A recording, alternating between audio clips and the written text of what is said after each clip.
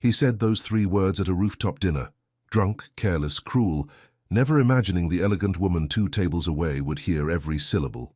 "I'm tired of loud black women," Logan Pierce muttered, and the room went silent as she stood up, walked over with devastating composure, and delivered a response so quiet it shattered him. Sometimes silence says more than shouting ever could. By morning, the video had gone viral. His career was hanging by a thread, and karma had one more twist in store. She walked into his office wearing a consultant badge, assigned to audit his entire department. What he didn't know was that his careless words would cost him everything: his promotion, his pride, and eventually his heart. But here's the real question. Can a man who publicly humiliated a black woman ever truly change, or was his redemption just another performance? Subscribe and comment below if you've ever had to work with someone who disrespected you, because this story is about to show you what real transformation looks like. The rooftop restaurant glowed with soft amber lights. Below, Atlanta's skyline stretched out like a sea of diamonds. Friday night always brought this crowd: consultants, analysts, venture people, all talking too loud, drinking too much, pretending the week hadn't worn them down. Logan Pierce leaned back in his chair, his 3rd whiskey warming his chest. The deal had fallen through. 3 months of work, gone. His boss would have questions Monday morning, and Logan had no good answers. Harper Quinn sat across from him, her dark hair pulled back, her expression cautious. She'd worked with Logan for 5 years. She knew his moods, knew when to push and when to let him spiral. "You'll bounce back," Harper said. "You always do." Logan swirled his glass. "I'm tired, Harper. Just tired of all the noise." "What noise?" He gestured vaguely at the restaurant, at the tables full of people networking, laughing, performing. "This, all of it. Everyone's always performing, always loud, always—" He stopped himself, but the whiskey kept talking. "I'm tired of loud black women," he said, his voice carrying farther than he meant. "Always making scenes, always demanding attention." The words hung in the air. Harper's face went pale. "Logan." 2 tables away, a woman turned slowly in her seat. She wore a navy dress that fit perfectly, and her natural hair framed her face in soft curls. Her eyes, calm, dark, steady, locked onto Logan's. The restaurant didn't go silent.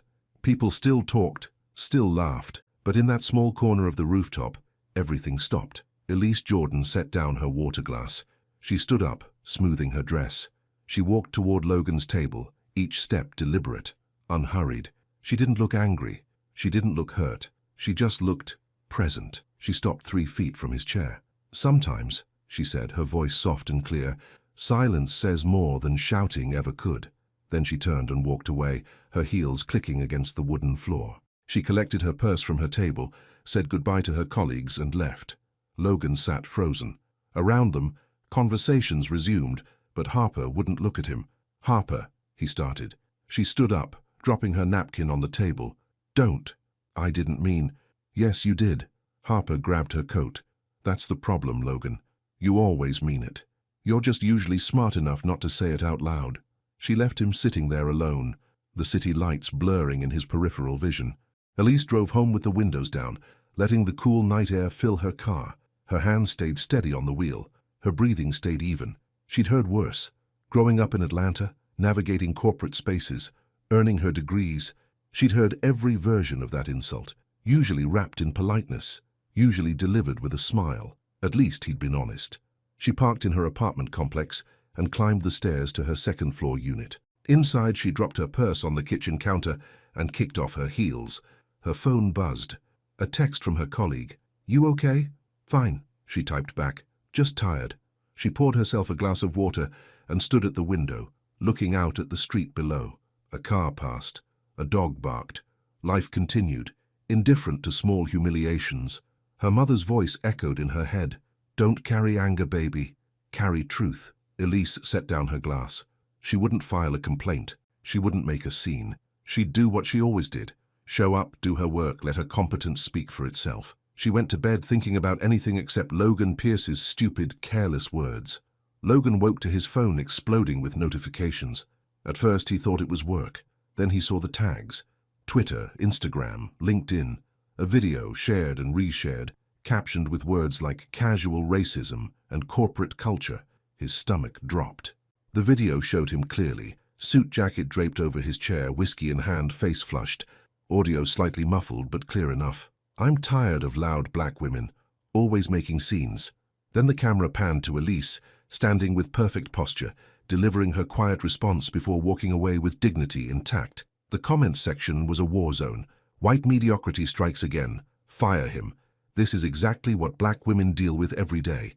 Logan threw his phone across the room. It bounced off the couch and landed on the carpet. He sat on the edge of his bed, head in his hands. He'd been drunk. He'd been frustrated. But neither excuse erased what he'd said or how he'd said it. His phone buzzed again. He retrieved it, hands shaking. A text from his mother. "Call me." Another from Harper. "We need to talk. Monday." And one from his boss. "Andrew Kim. My office. 8 a.m. sharp." Logan stood in the shower for 30 minutes, letting hot water run over his head, wishing he could wash away the last 12 hours. Elise saw the video when she woke up Sunday morning. Her colleague had texted again. "It's everywhere. I'm so sorry." Elise clicked the link, watched herself on screen, calm and composed, watched Logan's face cycle through confusion and shame. She closed the app. Her mother called minutes later. "I saw it," Diana Jordan said, her voice warm and steady. "You want to come over?" "I'm okay, Mama. I know you're okay. I'm asking if you want to come over." Elise smiled despite herself. "Yeah, I'll bring lunch." Monday morning arrived cold and gray. Elise wore a charcoal suit and pearl earrings. She'd prepared her notes, reviewed her schedule, packed her laptop with meticulous care. The assignment had come through 3 weeks ago, a consulting contract with a mid-sized venture firm downtown. Audit their data systems, review their processes, deliver recommendations. Standard work, good pay. She'd accepted without knowing who she'd be working with. Now standing in the lobby of the glass front building, she wondered if she should have asked more questions. The elevator took her to the 12th floor.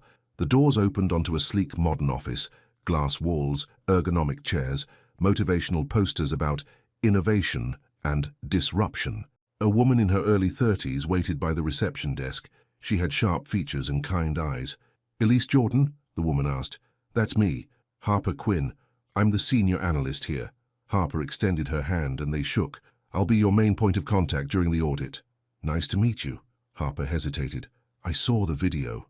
I figured." "For what it's worth," Harper said quietly. "I'm sorry." Logan was out of line.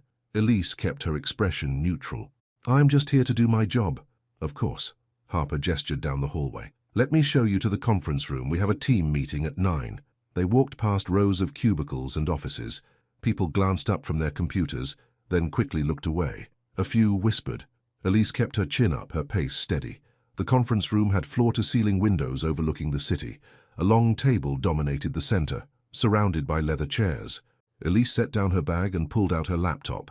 "Coffee?" Harper offered. "Please." "Black, no sugar." Harper left. Elise opened her files and began reviewing the audit scope. Focus on the work. Let everything else fade into background noise. Footsteps approached, multiple people entering the conference room. Elise looked up. Logan Pierce stood in the doorway. For a moment, neither moved. His face went pale. His mouth opened, then closed. Harper appeared behind him, coffee in hand, her expression carefully blank. "Elise," Harper said, "this is the team you'll be working with." The meeting was brutal in its politeness. Andrew Kim, the division head, introduced everyone with practiced efficiency. Logan sat at the far end of the table, avoiding eye contact. 2 junior analysts fidgeted with their pens. Claire, the social media intern, looked like she wanted to disappear into her chair. Elise presented her audit plan. Clear, professional, thorough. She spoke in complete sentences. Never rushed, never faltered. Years of practice had taught her how to command a room without raising her voice. "Questions?" she asked when she finished. Silence. Andrew Kim leaned forward, a thin smile on his face. "I'm sure Logan has questions. He'll be your primary liaison during this process." Logan's head snapped up. "What problem?" Andrew asked, his tone pleasant and sharp at once. "No," Logan said quickly. "No problem." Elise met Logan's eyes across the table. "I look forward to working with you." Her voice carried no sarcasm, no anger, just pure professional courtesy. It was worse than any insult she could have thrown. The meeting ended. People scattered quickly, relieved to escape the tension. Logan lingered, shuffling papers he didn't need to shuffle. Harper stayed too, protective and watchful. Elise packed her laptop with the same care she'd unpacked it. "Ms. Jordan," Logan started. "It's just Elise." "Elise." He took a breath. I need to apologize. This is work, she interrupted, her tone gentle but firm. Let's keep it that way. But Mr. Pierce, she looked at him directly. I'm here to audit your department's data systems, not to discuss Friday night. If you can maintain professionalism, so can I. She picked up her bag and walked out, leaving Logan standing there with unspoken words caught in his throat. Harper waited until Elise was gone, then turned to Logan. You're making this worse. I'm trying to apologize. She doesn't want your apology right now. She wants to do her job without being reminded every 5 minutes that you insulted her in public. Harper crossed her arms. Let her work, give her space. Maybe she'll be ready to hear you out later. Logan sank into a chair. I didn't know she'd be working here. Would it have mattered? He didn't answer. Harper left him alone in the conference room, surrounded by empty chairs and the weight of his own mistake. That evening, Logan sat in his apartment, scrolling through the comments under the viral video. Each one landed like a punch. Typical white guy, thinks he can say whatever he wants. She handled that with so much grace. He didn't deserve her composure. Hope he gets fired. His doorbell rang. Harper stood in the hallway, holding a pizza box. You're not answering your phone. I'm fine. Liar. She pushed past him into the apartment. Eat something, you look terrible. They sat on his couch eating pizza in silence. Harper didn't offer comfort.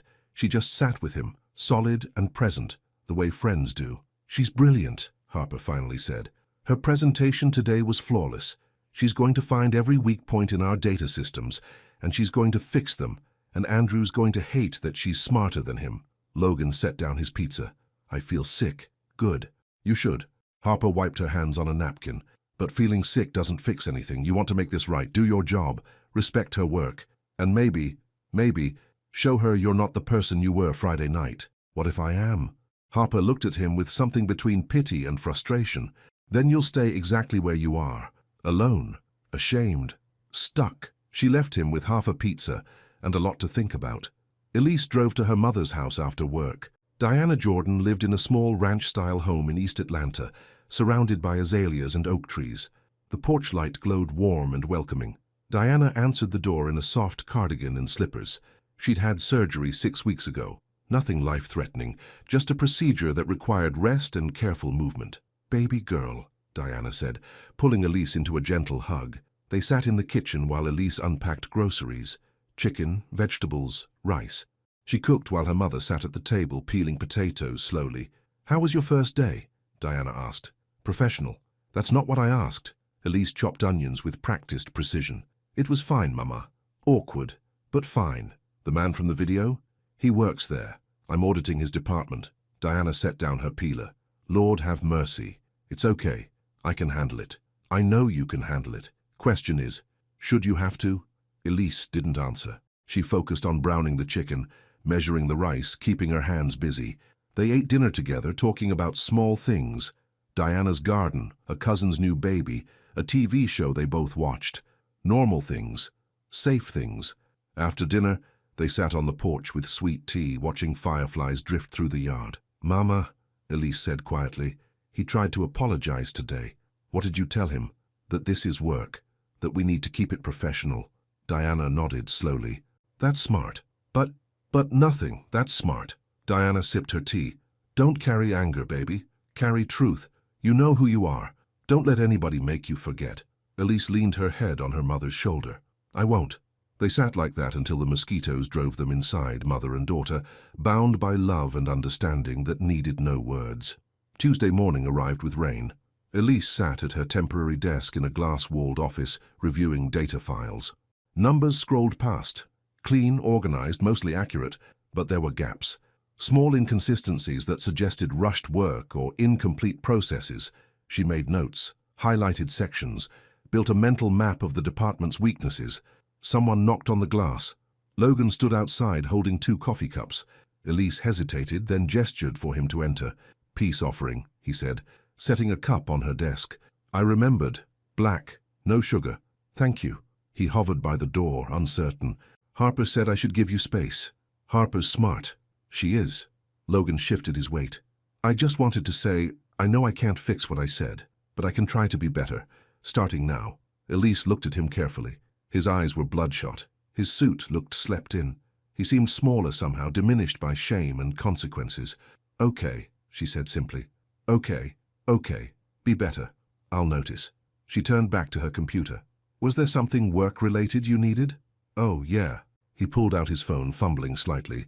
Harper wanted me to send you the Q3 reports. I have them. Send them to my email. I'll review them this afternoon. Right, yeah, I'll do that. He left quickly, relief and embarrassment competing on his face. Elise sipped the coffee. It was perfect, exactly how she liked it. She hated that he'd remembered. The week crawled forward. Elise worked methodically through data files and reports. She interviewed team members, asked sharp questions, took detailed notes. People were cautious around her, polite but distant, except Harper, who treated her with easy warmth. Lunch? Harper asked Thursday afternoon.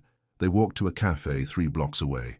Small tables, good sandwiches, coffee that tasted like actual coffee instead of burnt water. You settling in okay? Harper asked. It's fine. You keep saying that. Elise smiled slightly. Because it keeps being true. Harper studied her. You're tougher than I am. If someone had said that about me, I'd have thrown my drink in his face. I thought about it, but you didn't. No. Elise picked at her salad. My mama raised me better. She always said, don't give people the reaction they expect. It takes away their power. Your mother sounds wise. She is. They ate in comfortable silence. Then Harper said carefully, Logan's not a bad person. I didn't say he was. He's just privileged, careless. He doesn't think before he speaks. That's not an excuse. I know. Harper set down her fork. I'm not defending what he said. I'm just saying, he's learning. Finally. At 33, he's finally learning. Elise looked out the window. Rain had started again, light and persistent. I hope he does. Learn, I mean. You're being generous. I'm being practical. Elise met Harper's eyes. I'm here for 6 weeks. I can spend that time angry, or I can spend it doing good work. Anger's exhausting. Harper smiled. I like you. I like you too. They finished lunch talking about easier things. Movies, music, weekend plans. By the time they walked back to the office, Elise felt lighter. Maybe this assignment wouldn't be so bad after all. Friday afternoon, someone left a newspaper clipping on Elise's desk. The article featured a screenshot from the viral video, along with commentary about workplace discrimination and corporate accountability. Someone had highlighted Logan's name in yellow marker. Elise stared at it for a long moment. Harper appeared in the doorway. Who did this? I don't know. Harper grabbed the clipping and crumpled it. This is harassment. We should report it. It's just paper. It's targeted. It's meant to intimidate you. Elise pulled the crumpled paper from Harper's hand and smoothed it out on her desk. She read it once more, then filed it calmly in a folder. What are you doing? Harper asked. Documenting. Elise's voice stayed level. If it happens again, I'll have evidence, but I'm not reacting to one piece of paper. You're incredibly calm. Practice. Logan appeared behind Harper, saw the newspaper in the folder, and his face darkened. Who put that there? We don't know, Harper said. He turned to Elise. I'll find out. You'll do nothing, Elise said firmly. This is between me and HR if it continues. Not you. But, Mr. Pierce. She stood up, gathering her things. I appreciate your concern, but I don't need you to fight my battles. I've been handling this kind of thing my whole life. The words landed softly, but they hit hard. Logan opened his mouth, then closed it. He nodded once and stepped back. Elise picked up her bag. Have a good weekend. She walked past both of them, shoulders square, head high, leaving them standing in her office, surrounded by the weight of things unsaid. That evening, Harper invited them both to dinner. A work thing, she insisted, nothing personal. Just the 3 of them, going over project timelines at a small Italian place downtown. Elise almost declined, but something in Harper's voice, hopeful, genuine, made her agree. The restaurant was warm and dimly lit, with checkered tablecloths and the smell of garlic bread. They sat at a corner table, menus in hand. Logan looked nervous. Harper looked determined. Elise just felt tired. They ordered. Logan asked for wine. Elise stuck with water. Harper got both. Conversation started awkward. Work topics, safe and boring. But gradually, Harper steered them toward lighter ground. Movies they'd seen, places they'd traveled, stories from college that made them laugh despite the tension. Elise found herself relaxing. Logan was different here, less arrogant, more careful. He listened when she spoke. He asked questions without interrupting. Small changes, but noticeable. The waiter brought their food.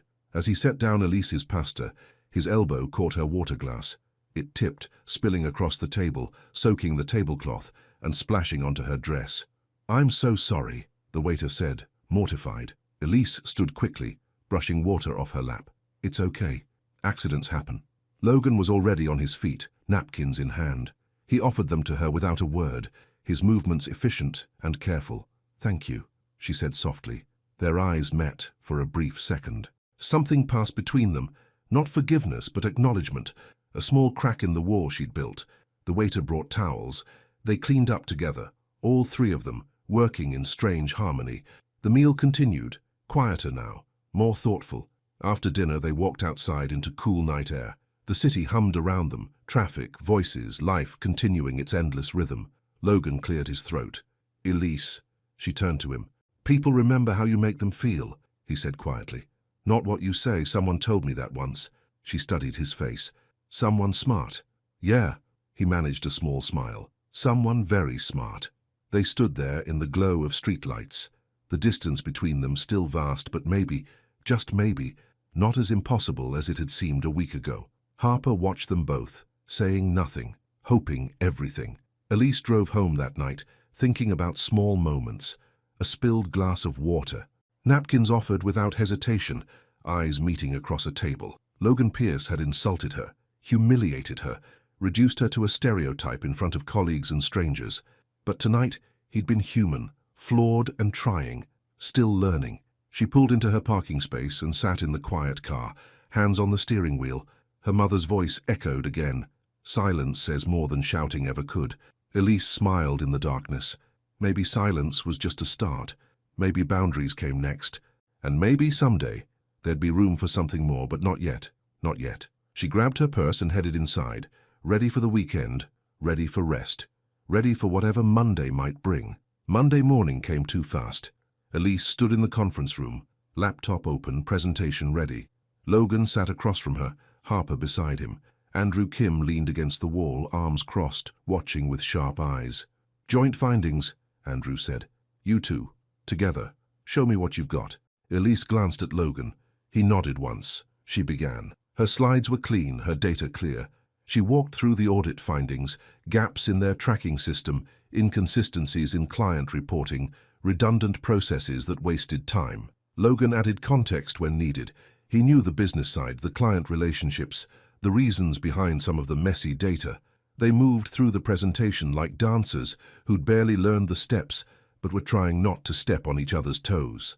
It wasn't smooth, but it worked. Andrew watched silently. When they finished, he straightened and walked to the front of the room. "Good," he said. "Fix it. You have 4 weeks." He left without another word. Harper exhaled. "Well, that went better than expected." Elise started packing her laptop. Her hands moved steadily, but her heart raced. Working alongside Logan on a presentation was one thing. Working alongside him for 4 weeks was another. Logan stood by the window, looking out at the city. After Harper left, he turned to Elise. "Thank you," he said quietly, "for keeping your voice steady when I didn't." She paused, her laptop half closed. "We're professionals, that's the job. Still, thank you." She nodded but didn't smile. She walked past him, and for a moment, their shoulders almost brushed. Almost. Wednesday morning, Elise stopped at her favorite cafe before work. Small place, 2 blocks from the office. They knew her order. Large coffee, black, and a blueberry muffin. She sat at a corner table reviewing notes on her phone. The cafe hummed with early morning energy, espresso machines hissing, people talking in low voices, the smell of fresh bread filling the air. The chair across from her scraped back. Logan stood there, coffee cup in hand, looking uncertain. "All the other tables are full. Do you mind?" She glanced around. He was right. Every seat taken, people waiting by the door. "Go ahead." He sat down carefully like he was defusing a bomb. They drank their coffee in silence. Outside, rain started again, Atlanta's spring weather, unpredictable and persistent. "You come here often?" Logan asked. "Every morning. I've never seen you here before." "I come early, before the crowd." More silence. Not comfortable, but not hostile either. Just 2 people sharing a table because the world was crowded, and sometimes you had to make room. Logan cleared his throat. "Harper mentioned you studied at Georgia Tech." "I did, data analytics. That's where I went, business school." "I know. It was in your file." He winced slightly. "Right. The audit." Elise took a bite of her muffin. What made you go into venture consulting? Honestly, the money. And I like the idea of helping companies grow. He stirred his coffee. What about you? Why data? I like problems with clear answers. Numbers don't lie. They don't have opinions. They just are. That sounds peaceful? It is. They talked about small things after that. Favorite professors, campus memories, the good food truck that used to park near the library. Conversation came easier than either expected. Logan mentioned his mother, a retired therapist who lived in the suburbs, who'd raised him alone after his father left when he was 10. Elise talked about her mother too, Diana's strength, her wisdom, her garden full of azaleas. She sounds wonderful, Logan said. She is. Elise checked her phone. We should get to work. They walked back together, not side by side, but not avoiding each other either. Just two people heading in the same direction. Harper saw them through the cafe window as she arrived late, stuck in traffic. She smiled to herself. Progress. Thursday afternoon. Everything changed. Andrew Kim called a surprise meeting. Elise arrived to find Logan already there, looking confused. Harper came in next, then Claire, the social media intern, her face pale and nervous. Andrew stood at the head of the table, a tablet in his hands. We have an opportunity. He turned the tablet around. On screen, a draft press release. Local executive commits to diversity training after viral incident. The release positioned Logan as someone who'd recognized his mistake and was taking steps toward growth and understanding. It included quotes he'd never said, promises about company-wide initiatives, even a photo op with a diversity consultant. Elise's stomach turned cold. This goes out Friday, Andrew said. It's good PR, shows accountability, turns the narrative. Logan stared at the screen. I didn't agree to this. You don't have to agree. The company's reputation is at stake. You're using what I said, what I did, as a marketing tool. Logan's voice rose. That's disgusting. Andrew's expression didn't change. That's business. Elise stood up. Her chair scraped loud against the floor. Everyone turned to look at her. This is exploitation, she said, her voice quiet but cutting. You're taking a moment of real harm and turning it into corporate performance. That's not accountability, that's theater. Andrew raised an eyebrow. Ms. Jordan. No. She picked up her bag. I won't be part of this. If this press release goes out, I'm done with this contract. She walked to the door. Elise, wait, Logan called. She turned back. Did you know about this? No, I swear. But you work for him. You report to him. And now everyone's going to think you're using me, using what happened, to save your career. Her eyes shone with anger and hurt. Logan had never seen her like this, not calm, not composed, but raw and real. I would never, he started. It doesn't matter what you do. It matters what people will think. She looked at Andrew.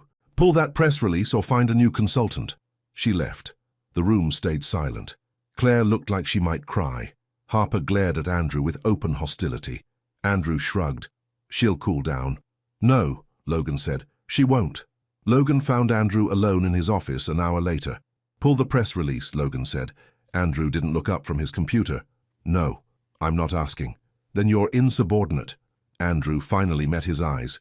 You made this mess. I'm cleaning it up. By exploiting her? By making her relive the worst moment of this whole situation? By protecting the company? By protecting you? Andrew leaned back in his chair. You should be thanking me. Logan's hands curled into fists at his sides. If you release that statement, I'll issue my own, contradicting it, calling it exactly what it is. Andrew's expression hardened. That would be a mistake. Maybe, but it'd be my mistake, not something you forced on me. They stared at each other across the desk. Two men, two different definitions of strength. You're willing to tank your career over this? Andrew asked. I'm willing to do the right thing. Finally. Andrew's jaw tightened. Fine. The press release dies. But so does your promotion. You'll take a step back. Senior consultant down to regular consultant. Effective immediately. Done. You'll lose access to major client accounts. Fine. Harper will report directly to me now, not to you. That one hurt, but Logan nodded. Whatever it takes. Andrew smiled coldly. You're a fool, Pierce. Maybe, but I'm not cruel. Logan turned to leave, then stopped. And I'm not you.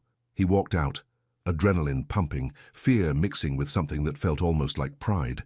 The news spread fast. By Friday afternoon, everyone knew Logan had been demoted. Whispers followed him through the halls.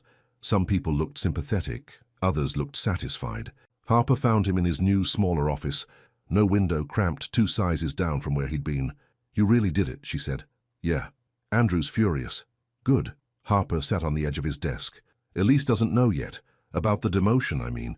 She knows you killed the press release, I told her, but she doesn't know what it cost you." "Don't tell her." "Logan, I mean it. This isn't about impressing her. It's about doing what's right." He rubbed his face, exhausted. "For once in my life, I want to do something good without expecting applause." Harper studied him. 5 years she'd worked with this man. She'd seen him arrogant, careless, brilliant, and frustrating. But this was new. "You're changing," she said softly. "Trying to." She squeezed his shoulder and left him alone in his small office, surrounded by boxes he still needed to unpack. That evening, Elise worked late. The building grew quiet as people left for the weekend. She liked it this way. Just her, the hum of the computer, and work that made sense. She heard footsteps in the hall, looked up to see Logan passing, carrying a laptop and files. "Working late?" she asked. He stopped, surprised. "Yeah, helping Claire fix some data errors. She's worried about getting fired because of the video. That wasn't her fault." "I know, but she's young, scared." He shifted the files in his arms. "I figured I'd help." Elise watched him carefully. He looked tired, really tired. Dark circles under his eyes, suit rumpled, shoulders bent under invisible weight. "The press release is dead," she said. "Harper told me. Thank you.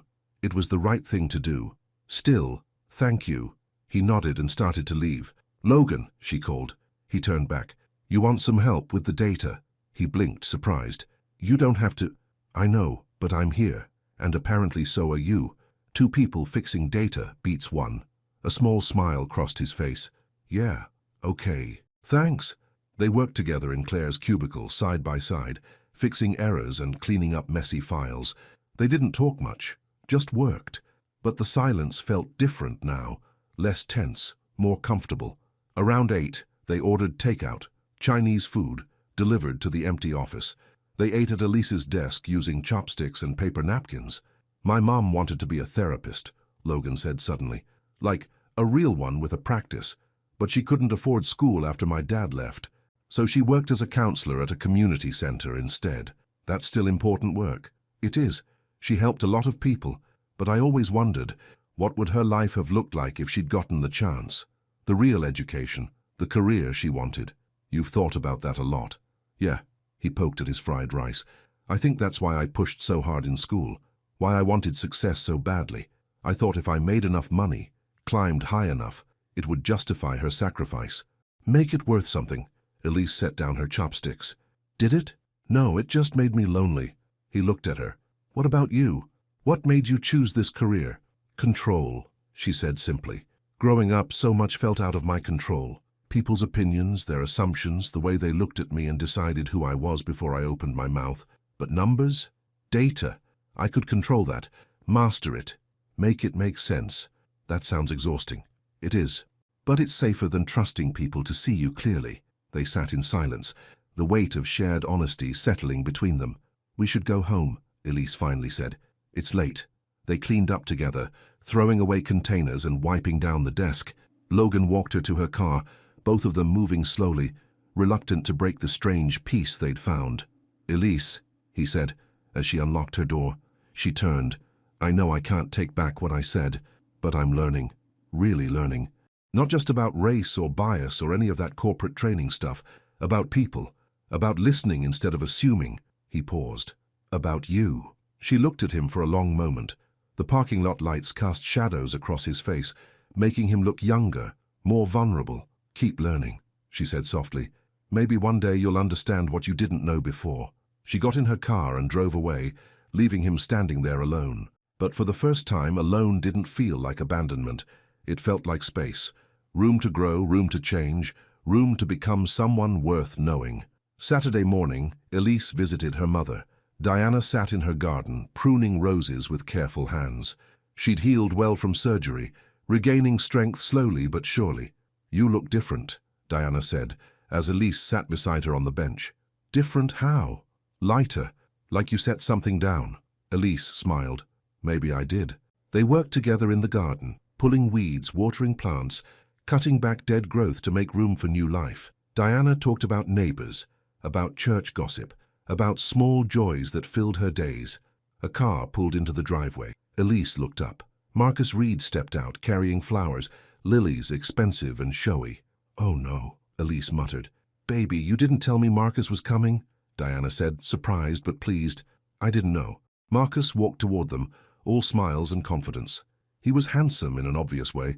Sharp suit, perfect hair, teeth too white. He worked in finance, made good money, and knew it. "Miss Diana," he said warmly, kissing her cheek. "You look wonderful." "Marcus, what a surprise." "I was in the neighborhood, thought I'd drop by." He handed her the flowers, then turned to Elise. "Hey, stranger." "Marcus." Diana stood up, gathering her gardening tools. "I'll put these in water. You two catch up." She disappeared inside, leaving them alone. Marcus sat on the bench, patting the space beside him. Elise stayed standing. "I saw the video," he said. "That must have been hard." "It was." "I can't believe you're working with that guy.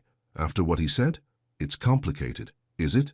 Marcus leaned back, studying her. "Because from where I'm sitting, it looks pretty simple. He disrespected you. You should have walked away. I'm doing my job. You're making excuses for him." Elise's jaw tightened. "You don't know what you're talking about." "Don't I?" "Elise, I know you. You're too forgiving. You give people chances they don't deserve." He stood up, moving closer. "Is he apologizing? Making grand gestures? Promising he's changed?" "This isn't your business. I care about you. That makes it my business." Diana called from the kitchen, oblivious to the tension. "You two staying for lunch?" Marcus smiled. "We'd love to." Elise shot him a look. He just shrugged, all innocence. Lunch was awkward. Marcus charmed Diana with stories about work, asked about her health, complimented the food. He was good at this, performing care, saying the right things. But Elise remembered why they'd broken up 6 months ago. Marcus liked her quiet. He liked her calm, but only when it served him. When she disagreed or challenged him, he called her difficult or sensitive. He never yelled, never insulted her. He was always polite, always reasonable. That somehow made it worse. After lunch, Elise walked him to his car. "Be careful with that Logan guy," Marcus said. "Guys like him don't really change. They just get better at hiding who they are. You don't know him. I know guys like him. Trust me." He drove away, leaving Elise standing in the driveway, frustrated and confused. Diana joined her, drying her hands on a dish towel. "He means well." "Does he?" "He cares about you." "No, Mama. He cares about the version of me that never challenges him." Diana was quiet for a moment. Then she said gently, "You're right, I'm sorry."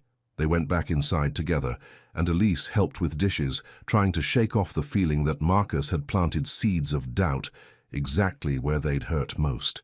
Monday brought news of the company retreat. 2 days at Lake Lanier, Harper announced at the morning meeting. Team building, strategic planning, mandatory fun, groans around the room. "And," Harper continued, "Elise and Logan will be co-presenting our new data system proposal." Elise looked up sharply. "What?" "Andrew's orders. He wants to see how well you two work together under pressure." Logan met Elise's eyes across the table. She looked frustrated. He felt the same, but they both nodded. The retreat was the following week. They had 5 days to prepare a presentation, knowing Andrew would be watching, judging, waiting for them to fail. They worked together every day that week, met in conference rooms, reviewed data, built slides. Their communication improved. Less hesitation, more trust. But underneath, tension simmered. Elise couldn't shake Marcus's words. Logan noticed her pulling back, becoming more guarded. Friday afternoon, as they finalized the presentation, Logan set down his pen. "Did I do something wrong?" "What?" "You've been different this week. Distant." Elise closed her laptop. "I'm just focused on work." "Feels like more than that." She looked at him directly. "Someone reminded me that people don't really change. They just get better at performing change." Logan's face fell. "You think that's what I'm doing? Performing?" "I don't know what to think." "Elise, the retreat is Monday. Let's just get through it." She gathered her things. "Have a good weekend, Logan." She left him sitting there, the distance between them wider than it had been in weeks. Logan stayed in the conference room long after she'd gone, staring at their presentation, wondering if he'd ever be able to prove himself, not through words or gestures, but through the slow, unglamorous work of actually becoming someone different, someone better, someone worthy of a second chance he wasn't sure he deserved. Lake Lanier stretched out like glass under the morning sun. The company had rented a conference center on the water.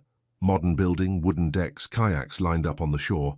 Elise arrived early Monday morning, her overnight bag slung over her shoulder. She'd packed light, work clothes, one casual outfit, toiletries. This was business, not vacation. Logan pulled up 10 minutes later.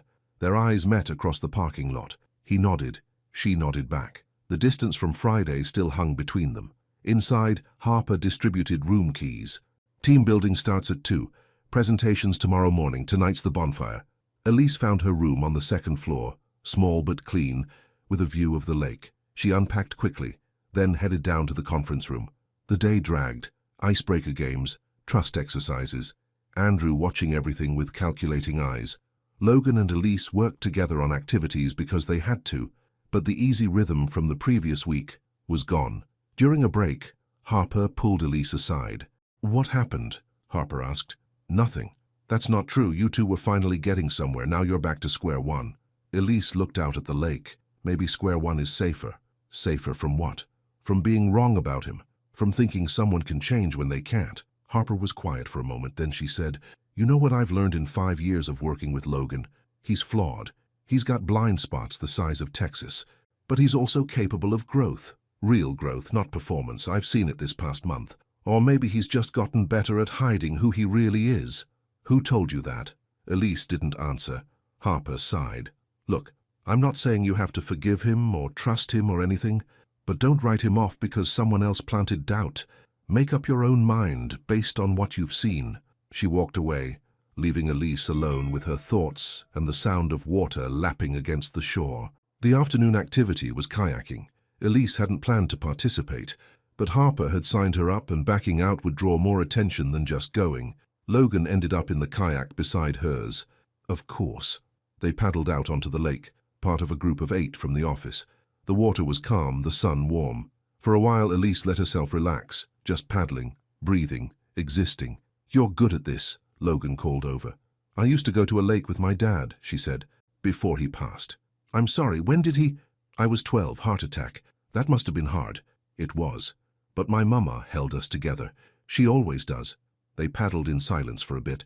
Then Logan said, "My dad left when I was 10. Just walked out one day and never came back. That's different than death, but it still hurts." "Yeah." He paused mid-stroke. "I spent years angry at him. Then I spent years pretending I wasn't angry. Neither worked." "What works now?" "Honestly, I don't know yet. Still figuring it out." They reached a small cove, shaded by pine trees. The rest of the group had paddled further out, their voices fading across the water. Elise floated there, her kayak drifting slightly. Logan stayed nearby, not too close, giving her space. "Can I ask you something?" he said. "Okay. Why did you really come to this retreat? You could have said no, could have sent Harper in your place." Elise thought about it. "Because I don't quit, and because I wanted to see if you'd keep trying or give up when things got hard." "What's the verdict?" "Still undecided." He smiled sadly. "Fair enough." They paddled back together, side by side, the afternoon sun warm on their shoulders. The bonfire started at dusk. Someone brought a guitar, someone else brought marshmallows. Claire made s'mores like a kid at summer camp, her earlier anxiety fading in the firelight. Elise sat on a log near the edge of the group, watching flames dance and spark. The lake was dark now, reflecting stars that were just starting to appear. Logan approached carefully. "Mind if I sit?" She shifted over slightly. He sat down, leaving space between them. The fire crackled. Someone started singing, off-key but enthusiastic. Harper joined in, laughing. "This is nice," Logan said quietly. "It is. I've been thinking about what you said, about people not really changing." "Logan, no, let me finish." He stared into the fire. "You're right to be skeptical. Most people don't change. They just get older and better at hiding their worst parts. But some people, a few people, actually do the work, and I want to be one of them. Wanting isn't the same as doing. I know. That's why I'm not asking you to believe me. I'm just asking you to keep watching, because I'm going to keep trying, whether you see it or not." She looked at him then, really looked. His face was half lit by firelight, shadows making him look older and somehow younger at the same time. He wasn't performing, wasn't trying to charm or convince, just stating a fact. "Okay," she said softly. "Okay, I'll keep watching." Something shifted in his expression. Relief, gratitude, hope. But he didn't push, just nodded and turned back to the fire. They sat like that for a long time, not talking, just being. The fire burned down to embers, and people started drifting toward the building, tired and ready for bed. Elise stood up. Logan stood too. "Tomorrow's a big day," she said. "Yeah, the presentation." They walked toward the building together. At the door, she paused. "Thank you for today, for kayaking with me, for being honest by the fire. Thank you for listening." She smiled, a real smile, small but genuine. Then she headed upstairs. Logan watched her go, his heart doing something complicated in his chest. The presentation went perfectly. They stood side by side Tuesday morning, presenting their data system proposal to Andrew and the senior team. Their slides were clean, their delivery smooth. They anticipated each other's transitions, supported each other's points, worked like a machine that had finally found its rhythm. When they finished, the room was silent for a moment. Then Andrew actually smiled. "Good work, both of you." Harper caught Elise's eye and winked. After the meeting, people congratulated them. Claire hugged them both. Even some of the senior consultants who'd been cold to Elise before offered genuine compliments. "Drinks tonight to celebrate?" Harper suggested. "Actually," Elise said, "I'm pretty tired. I think I'll just have a quiet evening." "Fair enough. You earned it." Elise went back to her room and changed into jeans and a soft sweater. She grabbed a book and headed down to the deck overlooking the lake. The sun was setting, painting the water orange and pink. She settled into an Adirondack chair and opened her book, planning to read until dark. Footsteps on the deck. Logan appeared, 2 bottles of water in hand. "Peace offering," he said. "Again." She laughed despite herself. "You keep offering me things. It's the only move I've got." He handed her a bottle and sat in the chair beside hers. They looked out at the lake, watching the colors shift and change. "We did good today," he said. "We did. I couldn't have done it without you." "Yes, you could have, but it would have been messier." He smiled. "True." They sat in comfortable quiet. Elise tried to read, but she kept getting distracted by the sunset, by the sound of water, by Logan's presence beside her. Finally, she set down her book. "Can I ask you something?" she said. "Anything. When you said what you said that night about being tired of loud black women, what did you really mean?" Logan was quiet for a long time. Then, "I meant I was tired of being challenged, tired of having my assumptions questioned, tired of not being the smartest person in the room." He looked at her. "I was tired of feeling small, so I tried to make someone else smaller. That's the ugly truth. Thank you for saying that. I should have said it weeks ago. Maybe I wasn't ready to hear it weeks ago." The sun dipped below the horizon. Stars appeared one by one. Someone lit tiki torches along the deck, and the flames flickered in the growing darkness. Logan stood up. "I should let you get back to your book." "Wait." He turned back. Elise stood too. They faced each other in the torchlight, close enough that she could see the green flecks in his eyes, the uncertainty in his expression. "I'm glad we did this retreat," she said. "I'm glad we got this time away from the office and Andrew and all the noise." "Me too." She took a step closer. So did he. "Elise," he said quietly. "Yeah? Can I?" Their faces were inches apart. His hand came up slowly, carefully, touching her cheek with gentle fingers. Her breath caught. She leaned forward. He leaned forward. Their lips almost touched. She pulled back suddenly, eyes wide. "I'm sorry. I can't. I'm not ready to trust this." She turned and walked quickly inside, leaving him standing alone on the deck, his hand still raised, his heart pounding. Wednesday morning, they drove back to Atlanta in separate cars. The easy warmth from the retreat had evaporated, replaced by confusion and regret. Elise threw herself into work. She had 2 weeks left on her contract, 2 weeks to finish the audit, deliver her recommendations, and leave this company behind. Thursday afternoon, Marcus showed up at her office. "What are you doing here?" she asked, surprised. "Lunch?" He held up a bag from her favorite sandwich shop. "I was in the area." They ate in her temporary office. Marcus asked about the retreat, and Elise gave vague answers. She didn't mention the almost kiss, didn't mention Logan at all. "I've been hearing things," Marcus said carefully. "What things?" "About Logan Pierce, about how his demotion was staged." Elise set down her sandwich. "What?" "Andrew Kim planned it. Made it look like Logan sacrificed something when really he just moved offices. It was all PR, making Logan look noble, making you look forgiving. Good optics. Where did you hear this?" "I have friends who work here. They see things." Marcus leaned forward. "Elise, I'm worried he's playing you, using you to rebuild his image." Her stomach twisted. "I don't believe that." "Why not? What do you really know about him except what he's shown you these past few weeks? People are good at performing, especially when their careers depend on it." She thought about the bonfire. the kayaking, the almost kiss. Had it all been calculated? A long game to fix his reputation? I need to work, she said quietly. Just be careful, please. Marcus touched her hand. You deserve better than being someone's redemption story. He left, and Elise sat alone in her office, doubt creeping in like cold water. Friday afternoon, she found Logan in the break room. We need to talk, she said. Okay. They went to an empty conference room. She closed the door and turned to face him. Was your demotion real? He blinked. What? Your demotion? Andrew taking away your office, your promotion. Was it real or was it staged? It was real. Elise, what's going on? Someone told me it was PR. That Andrew planned it to make you look good.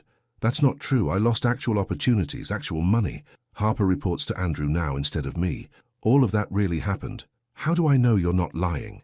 The words came out harsh, and she saw them land like punches. Logan's face went pale. You don't. You just have to decide whether you believe me or not. That's not good enough. Then what is? What would convince you? Because I've done everything I can think of, apologized, changed how I act, stood up to Andrew, lost my promotion, and you still don't trust me. Because maybe you're just good at playing the part. Silence filled the room. Logan's shoulders sagged. You know what? You're right. Maybe I am just playing a part. Maybe everything I've done is performance. But here's the thing, Elise, I can't prove my intentions. I can only show you my actions, and if my actions aren't enough, then nothing I say will change your mind.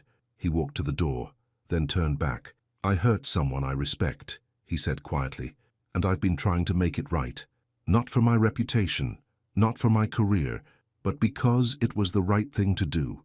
If you can't see that, if you won't see that, then maybe Marcus is right. Maybe people don't really change. He left. Elise stood in the empty conference room, her chest tight, her eyes stinging. She'd pushed him away, finally, completely. That's what she'd wanted, right? To protect herself? To stay safe? So why did it feel so wrong? The weekend passed slowly. Elise visited her mother Saturday, but Diana could tell something was off. What happened? Diana asked as they sat in the garden. I think I made a mistake. With the man from work. Yeah. Diana waited, patient as always. He's been trying so hard, Mama, really trying. And I pushed him away because I was scared of being wrong about him. Being wrong how? Wrong to trust him. Wrong to think people can change. Wrong to believe he's different than who he was that night. Diana set down her pruning shears. Baby girl, let me tell you something. People can change. They do it every day. Small changes, big changes. But change is hard, and it's slow, and it's messy. And the people trying to change, they need grace. They need space to stumble and get back up. What if I give him that grace and he doesn't deserve it? Then you learn. You set boundaries. You walk away. Diana took Elise's hand. But what if he does deserve it, and you never gave him the chance? Which regret would you rather live with? Elise sat in the garden long after her mother went inside, thinking about chances and grace and the difference between wisdom and fear. Monday morning, Elise arrived at work determined to apologize to Logan. But his office was empty. So was Harper's. She found Claire in the break room. Where is everyone? Emergency meeting. Conference room A. Andrew called it first thing. Elise's stomach dropped. She headed down the hall, walking fast.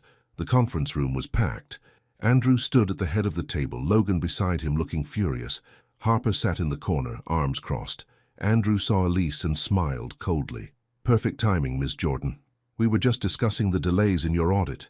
There haven't been any delays. Really? Because it seems to me that working with Mr. Pierce has slowed your progress considerably. Perhaps the relationship has become complicated. The room went silent. People exchanged glances. That's inappropriate, Harper said. Is it? I'm simply pointing out that Ms. Jordan's objectivity may be compromised. Elise's face stayed calm, but inside she was furious. This was Andrew's move. Discredit her work. Embarrass Logan. Maintain control. My objectivity is fine, she said clearly. My audit will be completed on schedule and my findings will be thorough and accurate. We'll see. Andrew turned to Logan. Unless you have something to add. And that's when Logan did something unexpected. He stepped forward. Actually, I do. Andrew raised an eyebrow. The delays Ms. Jordan referenced don't exist because there haven't been any delays. She's been professional, efficient, and thorough throughout this entire process. If there's any compromise to objectivity, it's yours, Andrew. You've been trying to manipulate this situation from the beginning, first with that press release, Now with these accusations. Careful, Pierce. No, I'm done being careful. Logan looked around the room. You all know what I said at that dinner. You've all seen the video. I was wrong. Completely, inexcusably wrong. And I've been trying to do better, to be better. But Andrew's been using my mistake as leverage, as a way to control both me and Ms. Jordan. That's absurd. Is it? You tried to force me into that PR stunt. When I refused, you demoted me.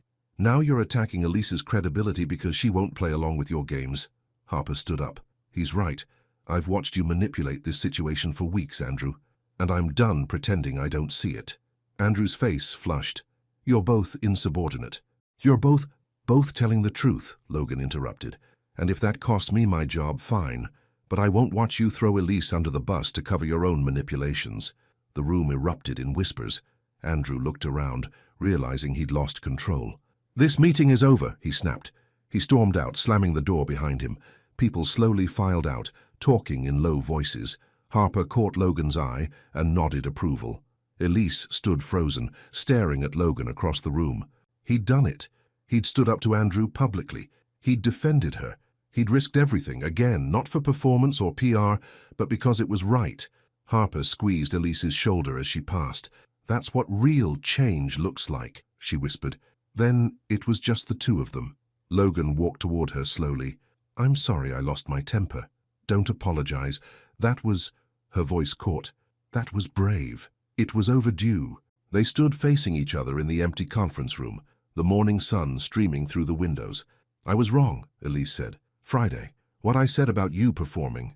I was scared, and I let someone else's doubt become my own. Marcus? Yeah. Logan nodded slowly. He cares about you. I get it. And maybe he's right to be suspicious. I gave people plenty of reasons not to trust me. But you've also given me reasons to trust you. And I've been ignoring them because it felt safer to push you away. Elise, let me finish. She took a breath. My mama told me that people can change, but they need grace. They need room to stumble and get back up. And I haven't given you that. I've been judging every move you make, waiting for you to prove me right about you being fake. But that's not fair. That's not grace. I don't deserve grace. Maybe not, but you're trying to earn it anyway, and that matters. Logan's eyes shone.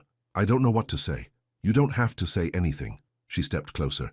Just keep being who you're becoming. Keep trying, keep showing up. I can do that. They stood there in the morning light, something fragile and hopeful growing between them. Finally, Logan said, I should probably go deal with the fallout from that meeting. Probably. But maybe later we could talk? Really talk? I'd like that. He smiled and she smiled back, and for the first time in weeks the distance between them felt like something they could actually cross. That evening, Elise walked through Piedmont Park, alone. The sun was setting, painting the sky in shades of purple and gold. Families played on the grass. Dogs chased frisbees. Life continued, ordinary and beautiful. She heard footsteps behind her, turned to see Logan approaching. Harper told me you'd be here, he said. She's becoming quite the matchmaker. She's persistent. They walked together along the path, not touching, just moving side by side. I talked to Andrew after the meeting, Logan said. He's putting me on probation. If I step out of line again, I'm fired. I'm sorry. Don't be. It was worth it. He looked at her. You were worth it. Elise stopped walking. Logan, I need you to understand something. What you said that night, about loud black women, it wasn't just an insult. It was a reflection of years of people telling me to be smaller, quieter, more palatable. Every time I spoke up, someone said I was aggressive. Every time I stood my ground, someone said I was difficult. And I learned to make myself small, just to survive. I'm so sorry. I know you are. But sorry isn't enough if you don't understand the weight of what you said. She held his gaze. You didn't just insult me that night. You reinforced every stereotype, every microaggression, every moment I've ever been told that existing as myself is too much. Logan's face crumpled. You're right. God, you're right. I've been so focused on my own guilt that I didn't really think about what it cost you. Not just your dignity in that moment, but all the moments before when someone else said something similar. I added to that weight. I made it heavier. Yes, you did. How do I make it lighter? You can't. Not alone. But you can stop adding to it. For me, for every black woman you meet. You can listen instead of assuming. You can question your own biases. You can call out other people when they do what you did. I will. I promise. I will. They started walking again, slower now, the park growing darker around them.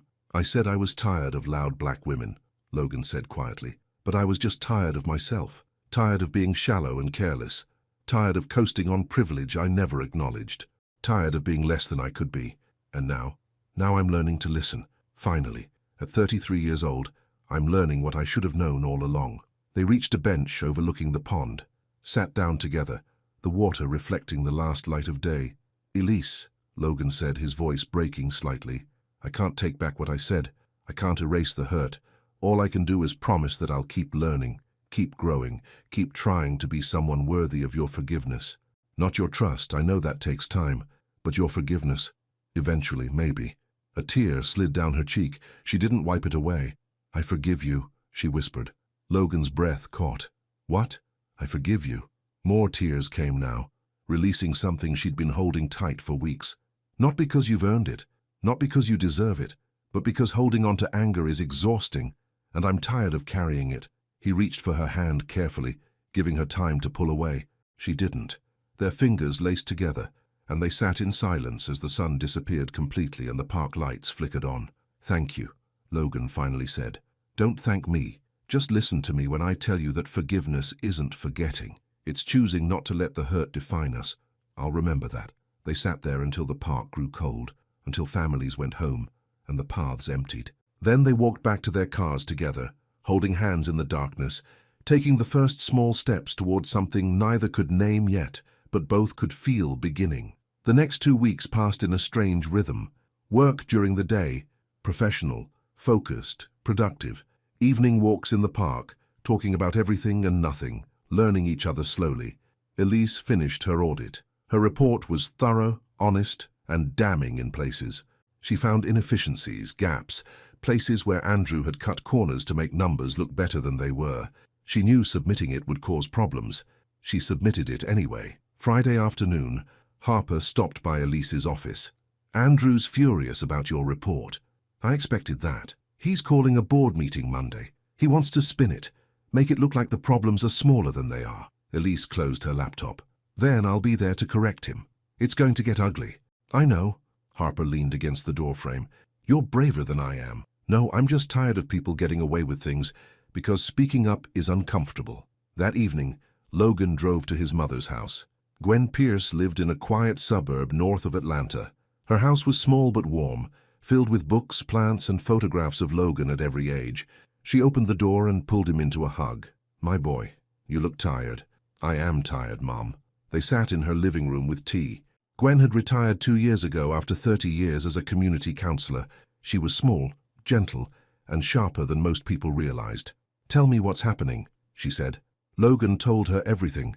The dinner, the video, meeting Elise, the slow, painful process of learning to be better, and now the fear that he'd hurt her again somehow, that he wasn't changing fast enough, that he'd always be the person who said those words. Gwen listened without interrupting. When he finished, she set down her tea. You know what the hardest part of change is? She asked. What? Accepting that you can't outrun who you were. You can only walk forward as who you're becoming. She touched his hand. You hurt someone you respect, and you've been trying to make it right. That's good. But change isn't a destination, baby. It's a direction. You don't arrive at being good. You just keep walking toward it. What if I mess up again? Then you apologize, learn, and keep walking. She smiled. You started too late, Logan, but not too late to finish right.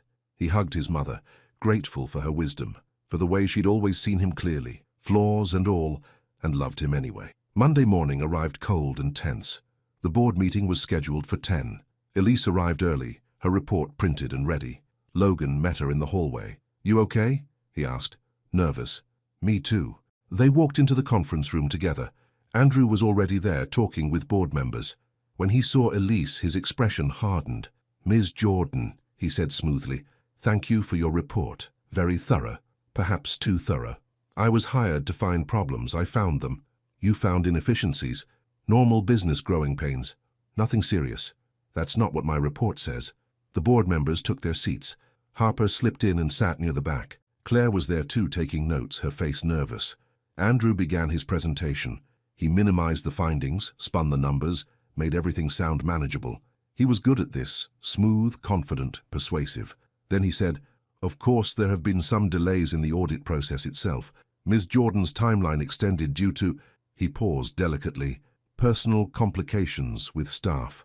Elise's hands clenched under the table. That's not accurate, she said clearly. No? You've been here 7 weeks instead of 6. Because you asked me to stay an extra week to implement changes. That was your request, not a delay. Andrew smiled thinly. Still, I think we can all agree that the circumstances have been unusual, having our consultant auditing the very person who— Stop! Logan stood up. Everyone turned to look at him.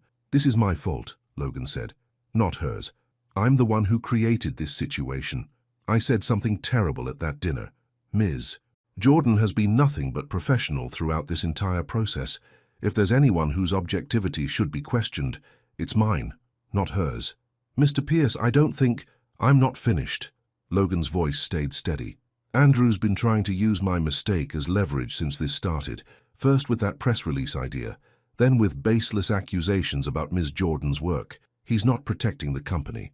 He's protecting himself, because her report shows that his department has been cutting corners for months. The room went silent. One of the board members leaned forward. Is this true, Andrew? Of course not. Pierce is clearly— It's all documented, Elise said. She opened her report. Page 15, incomplete client data. Page 22, unreported losses. Page 31, projects approved without proper vetting. All under Mr. Kim's direct supervision. She slid copies across the table to the board members. They read in silence. Andrew's face went from red to pale. These are taken out of context, Andrew said. No, Harper spoke up from the back. They're not. I've worked here 5 years. I've seen these problems, I've reported them, and I've watched them get ignored because fixing them would make Andrew look bad. More silence. Heavy, damning silence. The head board member closed the report. Andrew, I think we need to have a private conversation. Everyone else dismissed. People filed out quickly. Elise gathered her things with shaking hands. Logan caught up with her in the hallway. Are you okay? He asked. I don't know. Harper joined them. That was incredible, both of you. I might have just ended my career, Logan said. Maybe, but you did it for the right reasons. Harper looked at Elise. He really has changed, you know. The Logan I knew 5 years ago never would have done that. Elise looked at Logan, really looked at him. He'd stood up to his boss in front of the board. He'd taken responsibility publicly. He'd defended her without expecting anything in return. Thank you, she said softly. I meant what I said in there. This was my fault, all of it. No, you made a mistake. Andrew's been exploiting it. There's a difference. That evening, Elise walked alone through Piedmont Park, processing everything that had happened. The sun was setting again, the sky that particular shade of purple that only happens in spring. She found a bench by the pond and sat down, letting the peace of the place wash over her. She heard footsteps, knew them before she turned. Logan approached slowly. Harper said you'd be here. Again, she really needs to stop telling you where I am. I think that's her way of helping. He sat beside her, leaving space between them. They watched the ducks glide across the water. I've been thinking about what I said, Logan began. That night. I'm tired of loud black women. I've been so focused on apologizing for it that I don't think I ever really explained what I meant. You don't have to— Please, let me say this. He took a breath. I was tired, but not of black women. I was tired of being challenged by people smarter than me. Tired of having my comfortable worldview questioned. And in that moment, I grabbed for the most hurtful stereotype I could find because it would silence the conversation and make me feel powerful again. Elise listened, her throat tight. But here's what I've learned, Logan continued. Being challenged is how we grow. Being uncomfortable is how we learn. And the women I dismissed as loud were just refusing to be silent about injustice. They were using their voices the way they had every right to. You've really thought about this. I've had a lot of help. My mom, Harper, you, just by existing and showing me what grace actually looks like. He turned to face her. I said I was tired of loud black women, but the truth is I was just tired of myself. Tired of being the kind of person who would say something like that and think it was okay. A tear slid down Elise's cheek. You quoted me. What? What I said to you that night. You remembered. I remember everything from that night, especially the moment I realized how badly I'd messed up. They sat in silence as the light faded. Elise finally broke it. I don't know how to do this, she said quietly. Do what? Trust you? Let you in? Risk being wrong about whether you've really changed? You don't have to know. We can figure it out together. She looked at him, this man who'd hurt her so deeply and then worked so hard to become better. His eyes were honest, his posture open. He wasn't performing, wasn't trying to charm his way past her defenses. He was just there, present, real. "I'm scared," she whispered. "Me too. What if you hurt me again?" Then you walk away. You set boundaries. You protect yourself. He reached for her hand carefully. "But what if I don't? What if we actually figure this out?" She let him take her hand. His palm was warm against hers. "My mama says forgiveness is freeing," Elise said. "Not forgetting, just freeing. Your mama's a wise woman." "She is." Elise squeezed his hand. "I forgave you. In my heart I already did. But I'm still scared. That's okay. Fear means you're being careful. That's smart." They sat holding hands until the park lights came on, until the evening air grew cool, until the last joggers passed by and left them alone with the sound of water and possibility. The next morning, Elise went to see her mother. Diana was in the kitchen making biscuits when Elise arrived. The house smelled like home. Butter, flour, love. "You look lighter," Diana said, hugging her. "I feel lighter." They sat at the kitchen table while the biscuits baked. Elise told her mother everything. The board meeting, the park, Logan's words, her fear. Diana listened with patient wisdom. When Elise finished, Diana reached across the table and took her hand. "Baby girl, forgiveness isn't forgetting. It's freeing yourself from the weight of what someone else did. You've already done the hard part. But how do I know if I can trust him?" "You don't, not completely. Trust is built over time, with consistent action." Diana smiled. "But here's what I know. That man stood up for you when it cost him something. That man's been showing up, doing the work, trying to be better. That's not performance, that's transformation. What if I'm wrong? Then you learn. But baby, what if you're right? What if this is real? Are you going to let fear keep you from something good?" Elise sat with that question, the weight of it settling in her chest. The timer went off. Diana pulled the biscuits from the oven, golden, perfect, warm. They ate together in comfortable silence, and Elise felt something loosen inside her. Permission to try, to risk, to hope. That afternoon, Elise texted Logan. "Want to grab coffee?" He responded immediately. "Yes." "When? Now?" "I'll meet you at our place." Our place. The cafe where they'd first sat together, crowded and accidental. Now it felt like theirs. She got there first, ordered her coffee, black, no sugar, and waited. Logan arrived 5 minutes later, slightly out of breath like he'd been hurrying. He saw her and smiled, real, unguarded, warm. They sat across from each other at a small table by the window. "I want to try," Elise said. "Try what?" "This. Us. Whatever this is becoming." She wrapped her hands around her coffee cup. "I can't promise I'll always trust you. I can't promise I won't pull away when things get hard. But I want to try." Logan's eyes shone. "I want that too. I need you to understand something, though. I'm not your redemption story. I'm not the prize you get for learning to be better. I know. I'm just a woman trying to figure out if you're someone worth my time and my heart. And that's going to take a while. I'll take however long you need." She smiled, small but genuine. "Okay then." "Okay." They drank their coffee and talked about small things. Work, weather, a movie Elise wanted to see. Normal things, easy things. And for the first time, being together felt less like walking on eggshells and more like simply existing in the same space. The following weeks passed in a new rhythm. Andrew was quietly let go. The board offered Logan his old position back, but he turned it down. He liked where he was. Less pressure, more room to focus on doing good work instead of climbing ladders. Harper got promoted to division head. Her first act was asking Logan and Elise to help her rebuild the team's culture.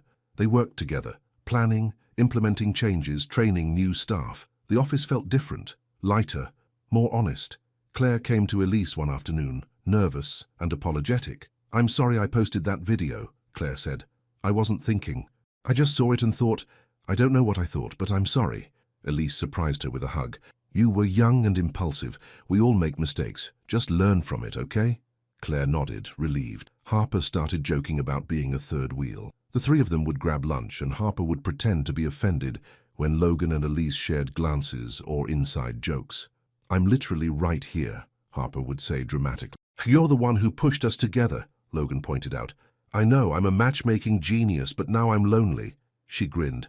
"Someone needs to find me a romance so I can stop living vicariously through you two." They laughed together, friends now, real ones, built on honesty and shared struggle. 6 weeks after the board meeting, Logan asked Elise to dinner. Fancy dinner? She asked. Very fancy. What's the occasion? You'll see. Saturday evening, she wore a burgundy dress and heels, did her hair in soft curls, put on lipstick the color of wine. Logan picked her up at 7, wearing a suit that fit perfectly, holding flowers. Wildflowers, not roses, because she'd mentioned once that she liked things that grew free and untamed. They drove through Atlanta as the sun set. Elise didn't realize where they were going until they pulled up to the building. The rooftop restaurant, she said, where it all started. They rode the elevator up together. The restaurant glowed with the same amber lights, overlooking the same diamond skyline. But everything else was different. They were seated at a table by the window, ordered wine, appetizers, entrees, talked easily about work, about Harper's new role, about Diana's garden blooming into summer. After dinner, Logan stood up.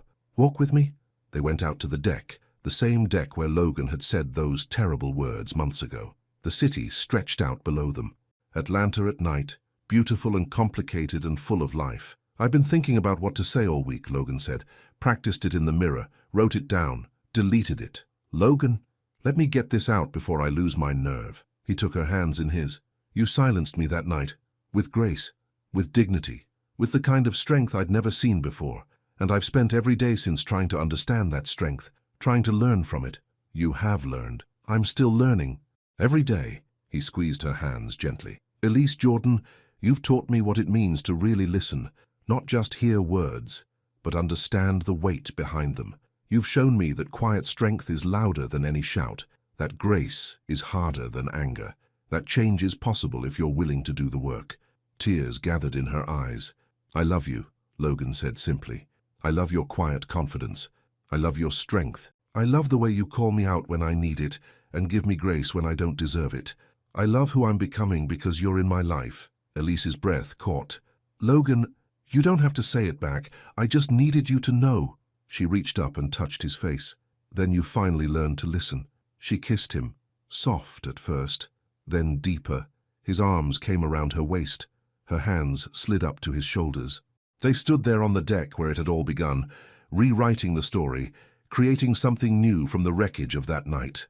When they finally pulled apart, both breathless, Elise said, I love you too, not because you've changed, but because you're willing to keep changing, to keep growing, to keep learning. That's all I want, to keep becoming someone worthy of you. You already are. They stood together as the city lights shimmered, as night settled over Atlanta, as their story turned a corner into something neither had imagined months ago, but both were grateful to have found.